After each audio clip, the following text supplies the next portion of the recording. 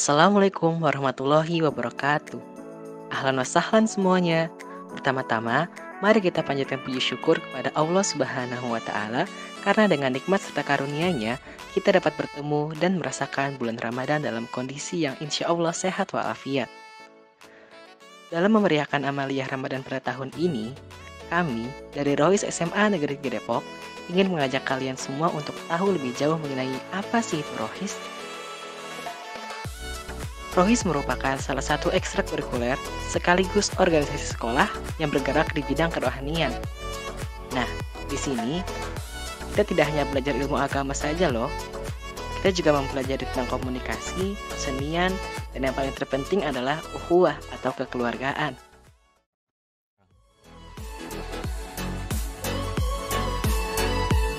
Gimana nih? Udah tertarik dong ya pastinya. Eits, tapi kalian udah tahu belum nih hal-hal yang menarik dari Rohis SMA Negeri 3 Depok? Nah, ada yang unik nih dari sejarah berdirinya Rohis SMA Negeri 3 Depok. Kalian angkatan Semanti 34 bukan? Di Rohis, kalian akan naik satu tingkat lebih tinggi menjadi angkatan 35. Kok bisa sih? Jadi teman-teman, saat itu Semanti adalah filial dari SMA Negeri 1 Depok. Bahasa akrabnya sekolah keturunan gitu. Pasti teman-teman sering dengar kan sekolah yang satu ini? Tahun 1985, Rohis Semanti dibentuk oleh Ibu Kartina yang pada masanya menjabat sebagai kepala sekolah Semansa. Di zaman ini, Semanti masih menjadi filial dari Semansa. Pada tahun 1986, baru deh Semanti resmi terlepas dari filial Semansa. Maka dari itu, angkatan Rohis di Semanti lebih maju satu tingkat dari angkatan Semantinya itu sendiri. Oh iya, dan kerennya lagi, Rohis itu ekskul tertua alias pertama yang ada di Semanti loh.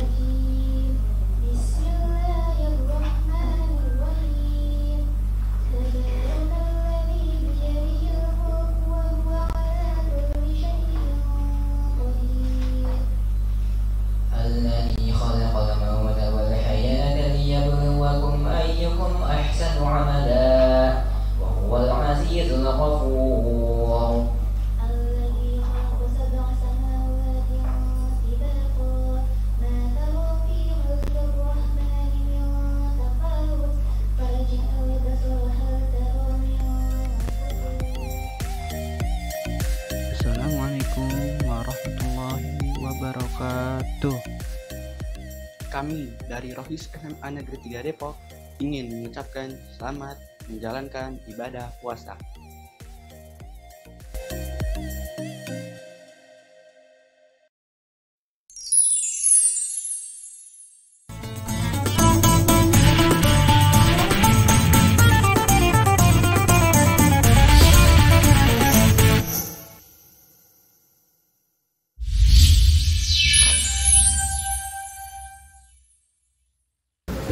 Bismillahirrahmanirrahim. Assalamualaikum warahmatullahi wabarakatuh. Perkenalkan, saya Davina Nadia Arianto dari kelas 11 IPA 1 sebagai moderator Tausiah Amalia Ramadan pada hari ini.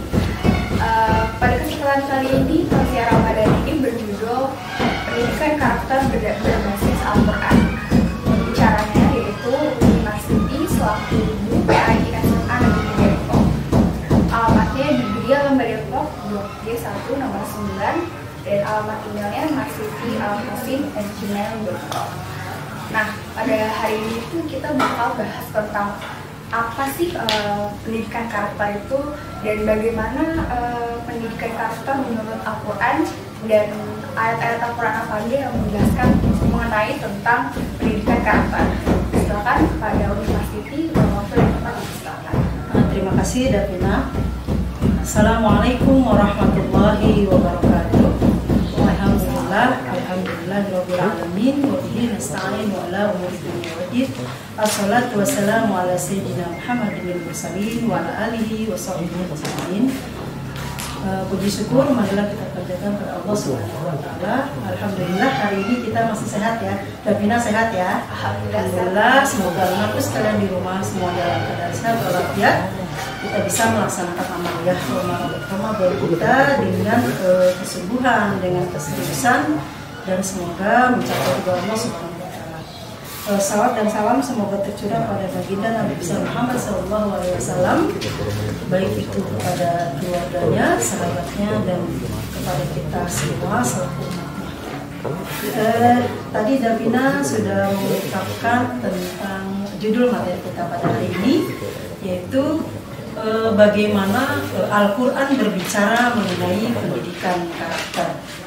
Ya, pendidikan karakter di sini kalau kita lihat dari teori dasarnya adalah teori yang digagas oleh seorang Thomas Lickona yang mengatakan bahwa pendidikan karakter itu akan berhasil atau akan terjadi penumbuhan yang maksimal ketika ada 3 komponen dasar yang bisa diambil atau ditumbuhkan melalui 3 komponen dasar ini.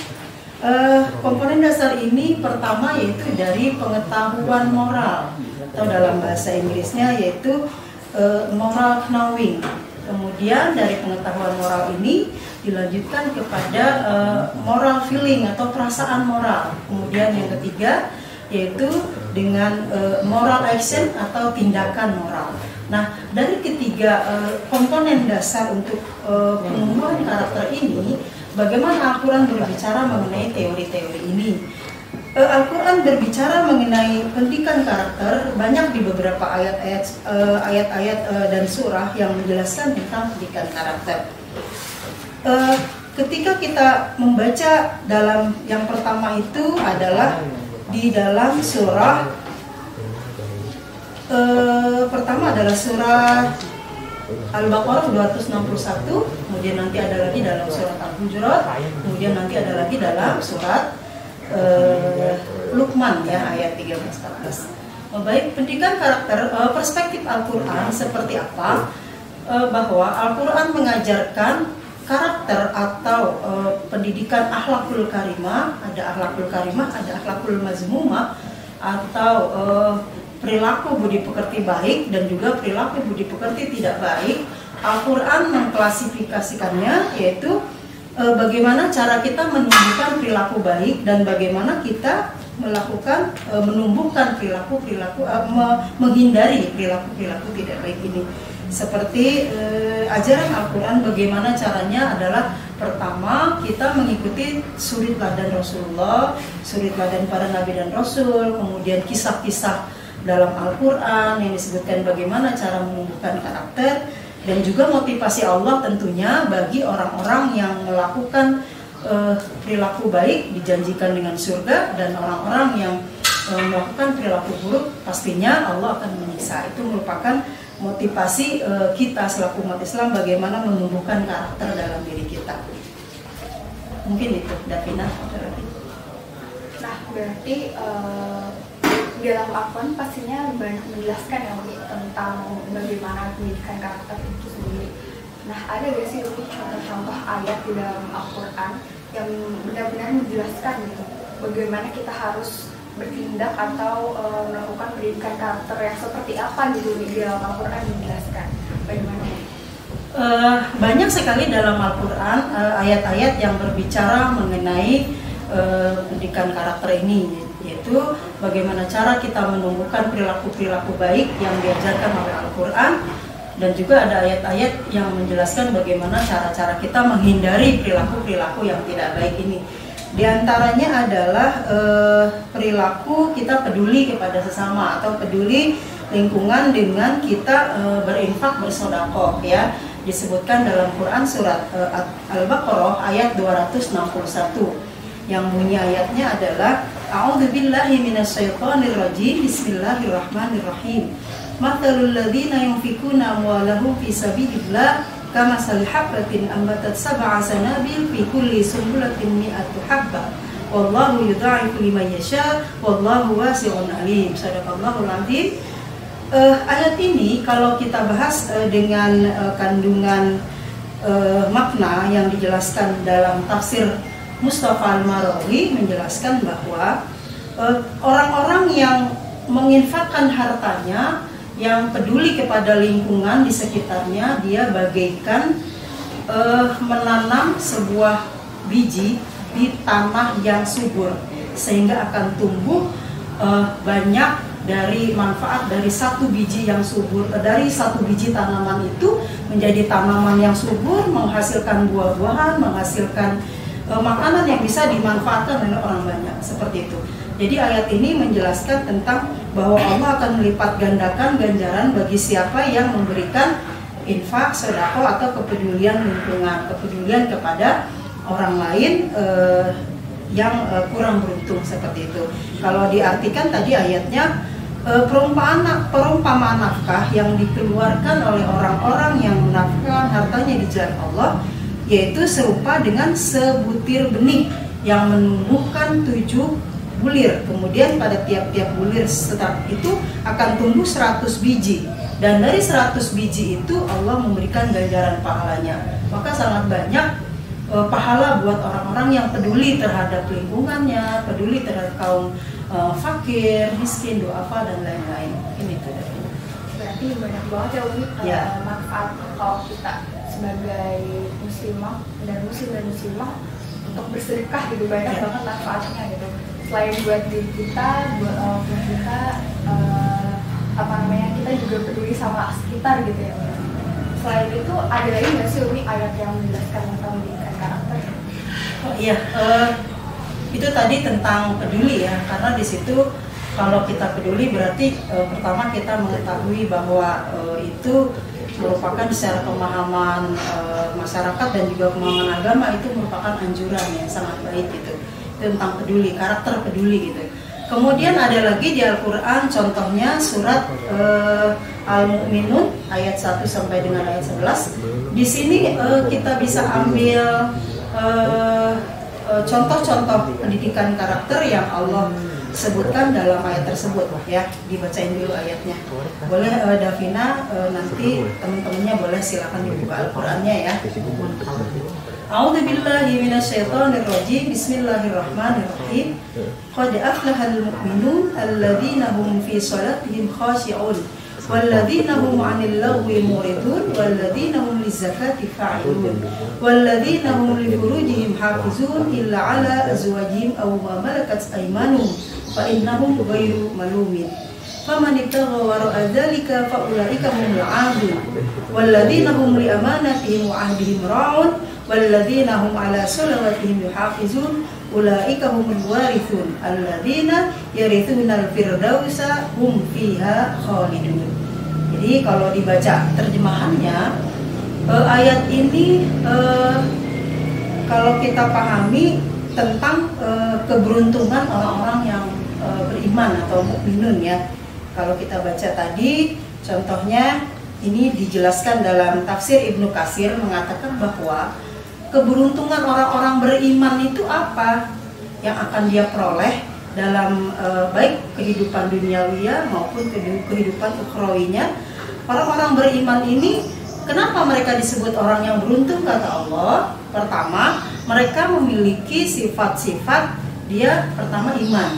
Iman itu artinya percaya kepada Allah, pada malaikat, pada Rasul, pada kitab, kemudian kepada hari akhir, qadar dan qadar, itu semuanya mereka percayai. Kemudian ada implementasi dari kepercayaannya itu. Apa? Pertama, orang itu khusyuk. Pastinya orang yang beriman khusyuk dalam sholatnya.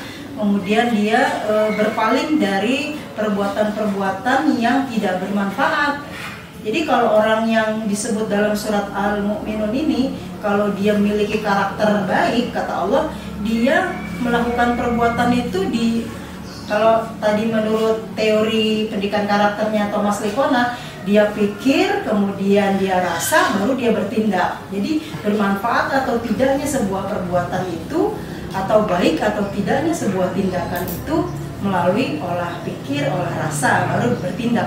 Maka kata Allah, berpaling dari perbuatan yang tidak berguna. Ini karakter baik ya yang disebutkan dalam surat Al-Mu'minun. Kemudian dia senantiasa selalu memikirkan ini bermanfaat atau tidak untuk dirinya, bermanfaat untuk tidak untuk orang lain. Kemudian dia membersihkan jiwanya dengan melakukan atau membayar zakat, baik itu zakat mal ataupun zakat fitrah yang nanti akan dilaksanakan amaliyah Ramadannya ya. Kalian semua pasti nanti kita wajib semua sebagai muslim melaksanakan membayar zakat, baik itu zakat fitrah maupun zakat mal. Karena ini bukti karakter baik yang Allah ajarkan. Kemudian juga dia berusaha selalu memelihara dirinya agar tidak jatuh kepada perbuatan-perbuatan maksiat. Kemudian menjaga kehormatan dirinya agar tidak melakukan perbuatan-perbuatan yang memalukan. Kemudian dia juga memelihara amanah gitu. Jadi kalau orang yang berkarakter baik kata Allah, orang yang jaga amanah itu karakternya baik kata Allah. Dikasih apa? Contohnya amanahnya, seumpama jadi ketua kelas, jadi bendahara di organisasi, atau dititipkan sesuatu sama orang tua atau sama guru, itu selalu dia jaga amanah itu sesuai dengan perjanjian atau sesuai dengan yang dipercayakan oleh dia sebagai apa gitu. Kemudian orang yang berkarakter baik juga dalam Al-Mu'minun ini dijelaskan bagaimana caranya dia bisa menjaga sholatnya. Artinya dari 5 waktu sholat yang wajib itu dia jaga sehingga sholatnya rapi, tidak bolong-bolong, tertib di waktu-waktunya yang sudah ditentukan. Dari mulai waktu subuh, kemudian zuhur, kemudian asar, maghrib, isya, sampai ketemu subuh lagi, dia tertib, dia lakukan, dia jaga sholatnya dengan baik. Inilah karakter-karakter yang disebutkan Allah, karakter baik yang diajarkan Allah dalam surat Al-Mu'minun ayat 1 sampai dengan ayat 11. Itu Davina. Banyak banget yang keberuntungan bagi orang-orang yang beriman.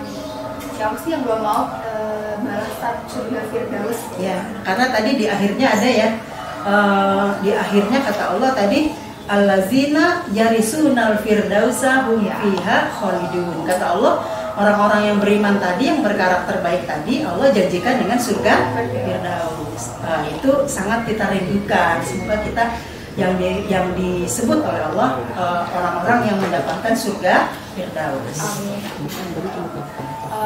Selanjutnya mungkin adakah di dalam Al-Quran itu yang menjelaskan pendidikan karakter atau hal-hal yang kita harus lakukan, contohnya itu berbakti kepada orang tua. Nah, di dalam Al-Quran itu dijelaskan dalam surat apa sih, Umi? Ya, karena tadi di akhirnya ada ya, di akhirnya kata Allah tadi, allazina yarisunal firdausa hum fiha khalidun. Kata Allah, orang-orang yang beriman tadi, yang berkarakter baik tadi, Allah janjikan dengan surga Firdaus. Itu sangat kita rindukan. Semoga kita yang disebut oleh Allah orang-orang yang mendapatkan surga Firdaus. Amin. Selanjutnya mungkin adakah di dalam Al-Quran itu yang menjelaskan pendidikan karakter atau hal-hal yang kita harus lakukan, contohnya itu berbakti kepada orang tua. Nah, di dalam Al-Quran itu dijelaskan dalam surat apa sih, Umi? Tentang karakter yang diajarkan oleh Allah dalam Al-Quran, bagaimana cara kita berbakti kepada kedua orang tua.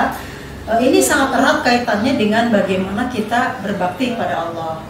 Ya, jadi kalau kita baca di dalam surat Luqman ayat 13-14 ya. Ini kalau yang kelas 12 ini belajar materi ini ya. Ya, nanti kalian kalau sudah kelas 12 belajar materi ini. Bunyinya gini, A'udzubillahi minasyaitonirrajim, Bismillahirrahmanirrahim. Wa idh qala Luqmanu libnihi wa huwa ya'izuhu ya bunayya la tusyrik billah inna syirka la zulmun azim. Kemudian ayat selanjutnya, wa wasainal insana biwalidayhi hamalathu ummuhu wahnan ala wahnin wa fisaluhu fi amaini an ishkurli wa liwalidayka ilayyal masir. Ya, dua ayat ini Allah mengajarkan kepada kita bagaimana kita menjadi manusia yang berkarakter tidak menyekutukan Allah dan juga berkarakter berbakti kepada kedua orang tua. Ya, ini kita bahas dalam kajian tafsir Ibnu Katsirnya. Dalam tafsir Ibnu Katsir mengatakan bahwa ya bunayya la tusyrik billah inna syirka la zulmun azim. Nah, Ibnu Katsir mengatakan bahwa orang-orang yang melakukan dosa-dosa besar ini, kata Ibnu Katsir, adalah orang-orang yang menyekutukan Allah. Kenapa? Kenapa menyekutukan Allah itu dikatakan sebagai kezaliman yang besar menurut Ibnu Katsir? Menurut Ibnu Katsir adalah dia sudah menyamakan posisi derajatnya Allah dengan derajat manusia. Kenapa? Karena dalam kemusyrikan itu kan mohon kepada selain Allah, ya kan? Meminta kepada selain Allah, berdoa selain Allah mintanya gitu. Kemudian dia menggandrungi sesuatu atau menjadikan itu menjadi sesuatu yang agung, yang besar, melebihi Allah. Nah, itu kan kemusyrikan namanya. Berarti memposisikan Allah sederajat dengan manusia atau dengan makhluk atau dengan benda. Maka kata Ibnu Katsir dikatakan itu merupakan kezaliman yang besar. Nah, di sini digambarkan dalam Al-Quran bagaimana Luqman mengajarkan kepada anaknya. Luqman ini siapa? Luqman ini yang Allah abadikan dalam Al-Quran merupakan seseorang yang agung, yang dia dijadikan pelajaran untuk kita hari ini. Pelajaran bagi anak-anak kepada orang tua. Yang pertama diajarkan orang tua kepada anak adalah agar anaknya tidak melakukan kemusyrikan, agar anaknya tidak menyembah kepada selain Allah. Kemudian di ayat selanjutnya, di ayat yang ke-14 tadi dikatakan bahwa wasainal insana biwalidayhi hamalathu ummuhu. Jadi kita disuruh berbakti sama ibu bapak. Kenapa? Kata Ibnu Katsir, karena ibu bapak ini yang menyebabkan kita ada di dunia. Kemudian ibu bapak ini yang menyebabkan kita terlahir ke dunia. Bagaimana cara berbaktinya? Cara berbaktinya adalah kita mencintainya dengan tulus, menghormati, kemudian mengabdi, melaksanakan perintah-perintah orang tua kita, membanggakan kedua orang tua kita, melakukan perbuatan-perbuatan amal soleh yang pahalanya nanti pun akan mengalir untuk orang tua kita juga gitu. Nah, itu namanya bakti kita kepada orang tua. Nah, kenapa Allah memerintahkan kita berbakti sama orang tua? Kenapa? Karena berkat orang tua tadi Allah sudah memberikan rahmatnya. Berkat orang tua tadi Allah memberikan kasih sayangnya kepada kita melalui orang tua. Kalau bukan karena rahmat kasih sayang Allah, orang tua tidak akan mencintai anaknya begitu tulus, begitu sayangnya terhadap anak yang baru dilahirkan, kemudian dibesarkan, kemudian dibimbing menjadi anak yang soleh. Itu semuanya atas rahmat orang tua. Maka penting di sana bersyukur atas mensyukuri nikmat Allah dengan berbakti kepada kedua orang tua. Mungkin cara-cara baktinya kalian bisa memahaminya sendiri dalam kehidupan kalian sehari-hari ya. Kalian pasti memahami bagaimana hal-hal baik yang orang tua kita suka dan orang tua kita tidak suka. Mungkin itu. Semoga kita semua teman-teman selalu berbakti kepada orang tua, karena kita tahu bersama bahwa ridho Allah itu ridho orang tua juga. Nah, terus setiap perlakuan kita atau perilaku baik yang kita lakuin juga itu pahalanya buat orang tua kita juga. Terus ini selanjutnya ini ada pertanyaan dari teman-teman. Ya, silakan. Mengenai tentang sholat nih. Ya.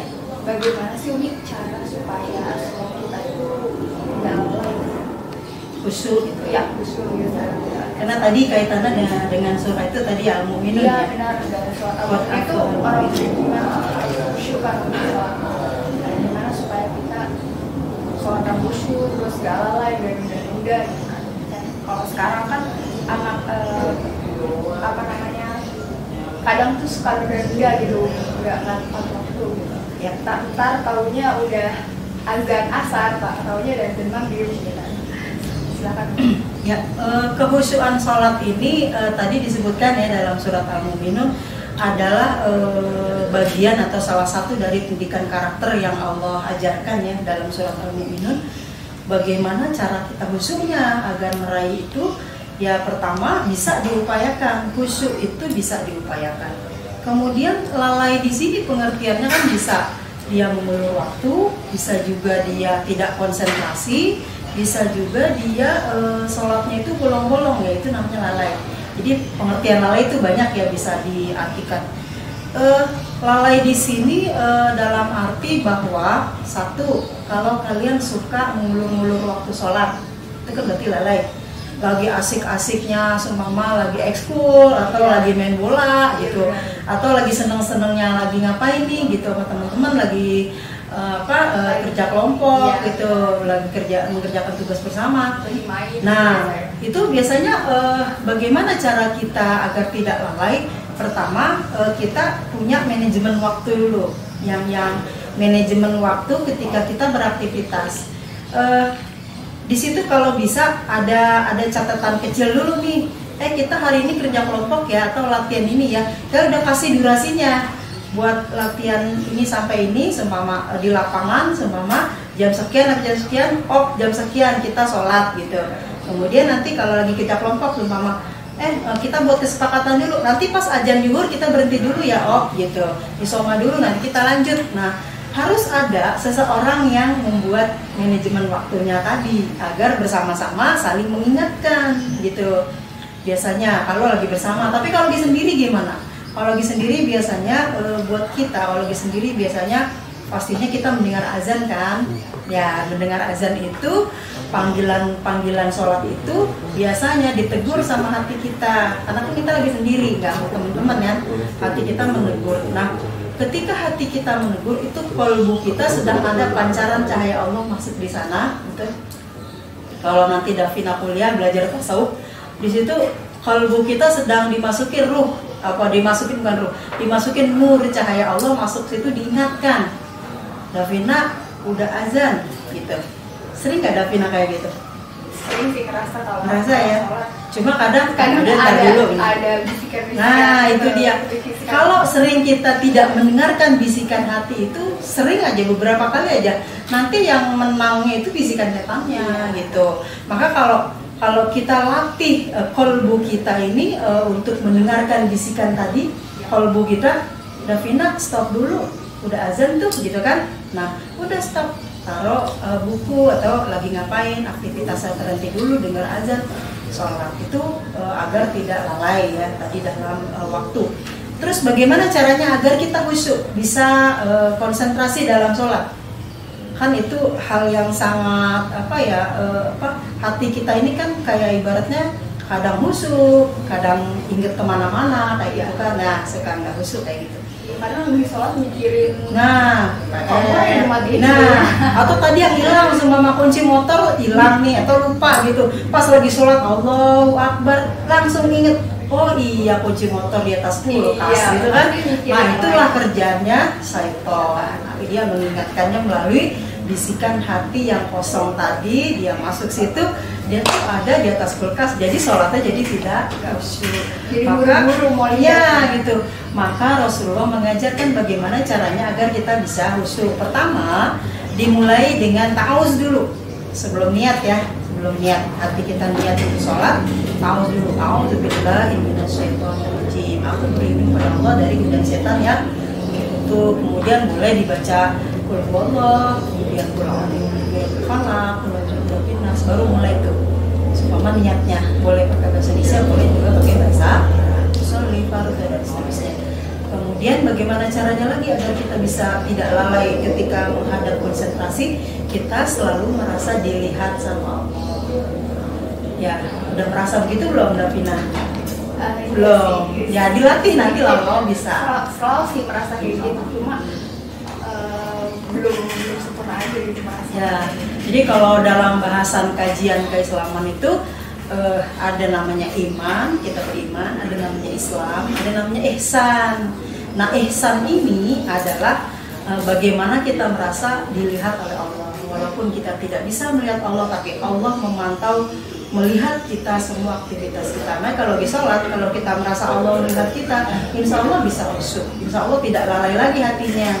Kalau dalam dalam ilmu tasawuf dikatakan ihsan itu ka'annaka tara fa illam takun tara wa innahu yara. Jadi kita merasa hati kita, jiwa kita, diri kita ini Allah melihat semua perbuatan kita, baik sholat maupun di luar sholat. Jadi orang selalu ihsan pastinya akan tidak lalai dalam sholat. Selalu ini kalau mau berbuat kesalahan iya pasti iya gitu. Dia selalu merasa Allah selalu melihat perbuatan kita. Iya. Jadi kalau kita di dunia ini ada CCTV gitu ya, sama ya, ada CCTV yang ya ada CCTV, kita kan berarti otomatis nggak macam-macam walaupun dalam keadaan kesendirian atau rame-rame ada CCTV gitu. Nah, sekarang harus dilatih, kita punya CCTV-nya dari Allah melalui kalbu kita. Jadi kalbu kita dilatih untuk khusyuk.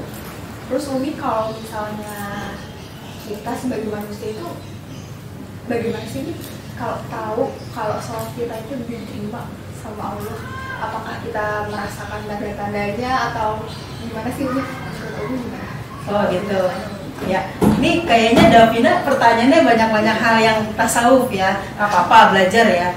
Jadi bagaimana kita merasa ibadah kita diterima? Bagaimana kita merasa sholat kita diterima? Kalau dalam kajian tasawuf dalam kitab Al-Hikam itu dijelaskan bahwa orang yang merasa dia dalam ibadahnya itu tenang, merasa damai, merasa sejuk, merasa suka sama ibadah itu. Contohnya melaksanakan puasa dengan enjoy, nggak berat, dia melaksanakannya ya dengan ridho, dengan ikhlas, itu insya Allah diterima. Kemudian orang yang lagi sholatnya dia merasa damai dengan sholat, tidak merasa dibebani dengan sholat, tidak merasa itu hanya menggugurkan kewajiban saja. Emang saya butuh Allah, saya butuh menghadap Allah. Nah, itu insya Allah ibadahnya diterima. Jadi kalau menurut kitab Al-Hikam dalam tasawuf itu, jadi orang yang ibadahnya diterima adalah orang yang merasa senang, tenang, dan kedamaian di dalam ibadahnya. Insya Allah itu ibadahnya diterima oleh Allah. Semoga kita semua termasuk Amin. orang-orang yang diterima ya. Amin. Selain itu Umi, pertanyaan terakhir. Ini hal yang udah sering banget nih, karakter terburuk yang menurut saya masih banyak dilakuin sama teman-teman saya. Mungkin saya sendiri juga masih secara tidak langsung juga melakukannya. Bagaimana sih ini cara mengingatkan teman-teman kita supaya nggak gosip atau gibah gitu? Ya, ini hal yang yang biasa terjadi, yang dianggapnya sepele, padahal itu ada dosa di sana ya. Iya benar. Iya. Walaupun ngomongin yang kadang baik gitu ya, tetap aja kan ngomongin orang gitu. Iya. Jadi apa sih definisi itu? Definisi gibah itu apa? Kalau menurut Davina apa? Saya itu ya ngomongin orang, bisa membicarakan orang lain, tapi tapi di belakang orangnya. Aibnya atau kebaikannya? Tapi kalau saya nangkepnya lebih ke yang buruk sih. Ya. Jadi aibnya ya? Ya, lebih ke yang buruk. Ya, jadi itu ada petunjuknya dari Allah melalui surat Al-Hujurat ya, ada di Al-Qur'an surat Al-Hujurat ayat 12. Dikatakan di sana, A'udzubillahi minasyaitonirrajim, Bismillahirrahmanirrahim.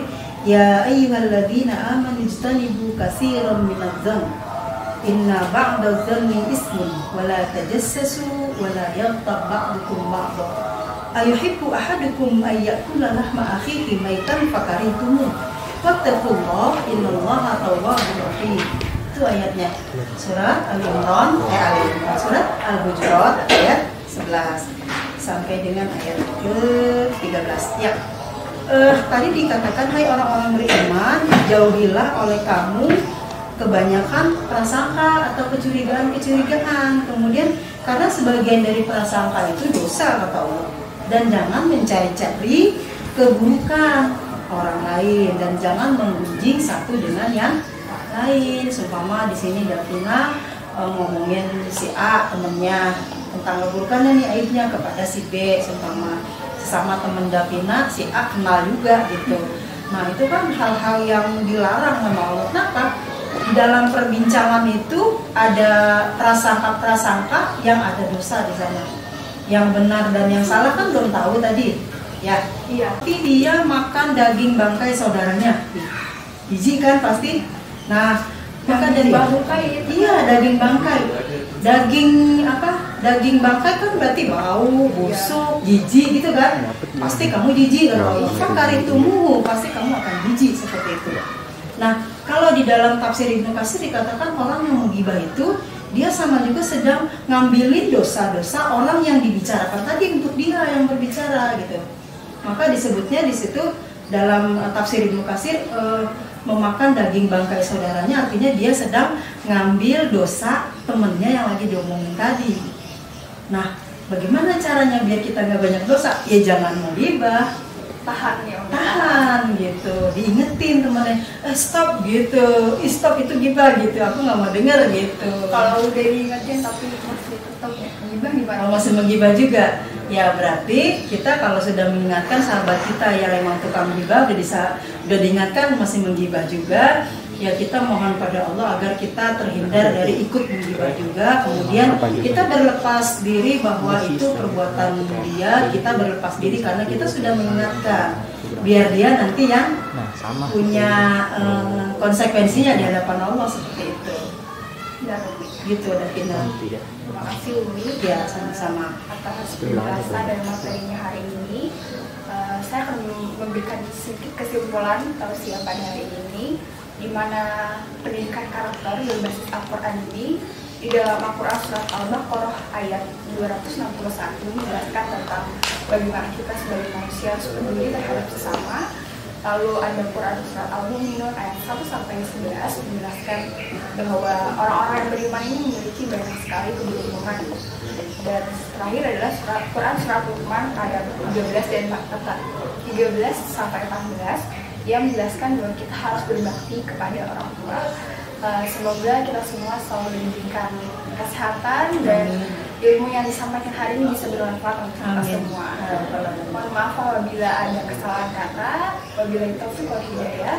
Assalamualaikum warahmatullahi wabarakatuh.